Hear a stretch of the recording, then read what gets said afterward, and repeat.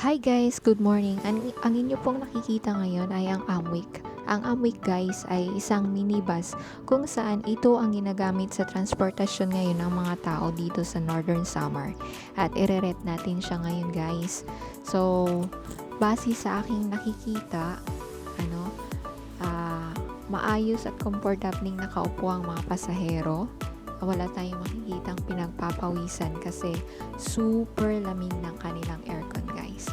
Tapos dagdagan pa ng magandang sounds kaya hindi ka makakaramdam ng pagkainip sa iyong biyahe. Tapos si manang driver naman ay nakikita kong maayos at nakafocus sa kanyang pagmamaniho. And then ang kanyang kasamang conductor ay mabait at magalang. Lagi siyang nag-a-assess sa mga pasahero na sumasakay at bumababa. And then sa takbo naman guys ay smooth siya. Hindi siya masyadong mabilis at then hindi rin naman mabagal. Okay naman ang takbo niya guys. So, yun lang.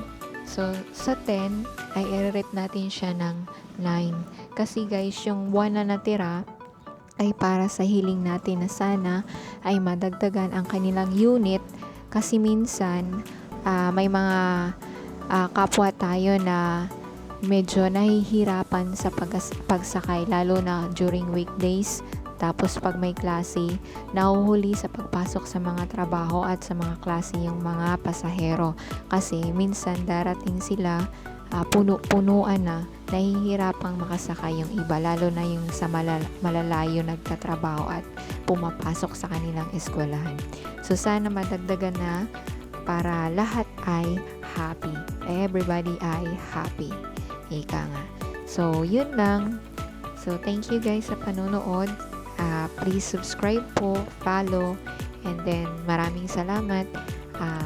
Huwag po tayong makakalimot lagi magpasalamat sa Panginoon at humingi ng gabay sa Kanya sa ating mga gawain sa araw-araw. Yun lang po.